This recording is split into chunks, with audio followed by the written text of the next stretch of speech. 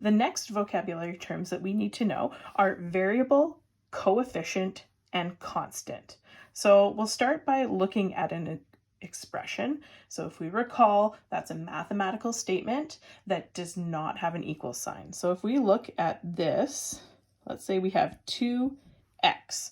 So in this case, we have two things that are in there. So a variable is any letter. So a variable is a letter or a symbol that represents an unknown number. An unknown number, okay? This is the first thing that you need to know for algebra. So any letter or symbol that you'll see, it represents a number, okay? The next thing that we have here, we have this number that is in front of the variable. So this number is called a coefficient.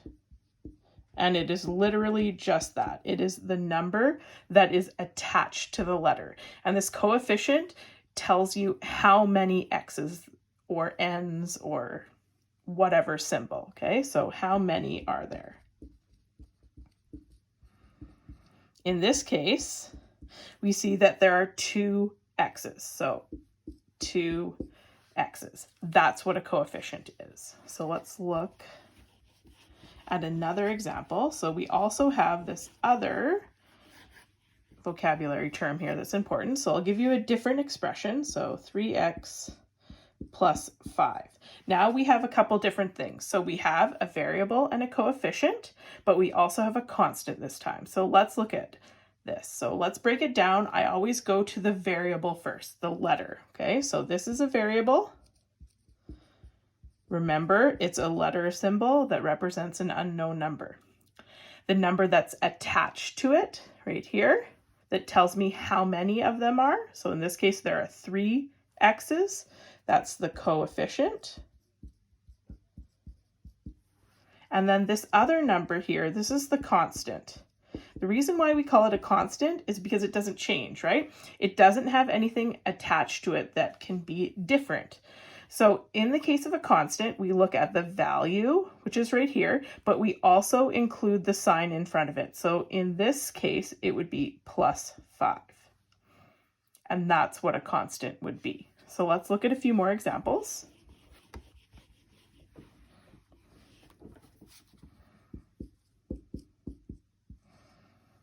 Okay, so in this case, our variable is x. Okay, that's the letter that represents an unknown. Our coefficient is 5. And our constant, remember, it's not just the number, but it's the sign in front of it is positive 2. Okay, there's a whole bunch. You can sometimes have 2 variables. So in the case of 3x minus 2y, let's look at that. So in this case, we have 2 variables. So we would have an x and a y. They both represent unknown numbers, and they can both be different. That's why they're represented by different letters. So they're not going to be the same thing. Now, because we also have 2 variables, that means we'd also have 2 coefficients. So in this case, my first coefficient, how many x's are there? There would be 3 x's. And then there's 2 y's, okay? But the really important thing, just like this, we have to also include the sign in front of it. So our coefficient is actually -2. We always have to make sure that we include that sign before it. Do we have any constants? No, there's no numbers that are just on their own, not attached to a variable. So look at this again.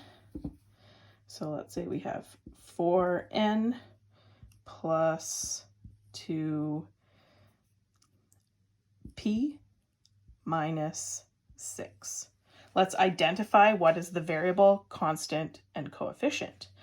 So first, we have the variables. The variables are the letters that represent a number, so we look for those first. I see that I have n here and p. So we would say we have an n and a p. Now, we also have coefficients, the numbers that are attached. So I'll use a different. So We have 4, and then we have 2, but we have to include that sign in front of it. So we would have 2 coefficients, 4 and 2. That means we have 4 n's and 2 p's. Now, lastly, we need to look for the constant. In this case, we do have a constant. We have a number that's on its own. So we have to know that it's the value, but also the sign in front. So we look at that and we see that it's -6. So no matter what these variables are equal to, we're always going to have to subtract 6 from them. Okay, we'll do one more just to make sure that we understand. And we have 5x plus 2z minus 10. So again, let's identify our variables. They're the letters, so we have x and z. So x and z. Our coefficients, how many x's and how many z's do we have? We have 5 x's, and we have +2 z's. And then our constant, where is our number that's on its own? Make sure to include the sign in front of it, the operation sign, and this would be considered -10.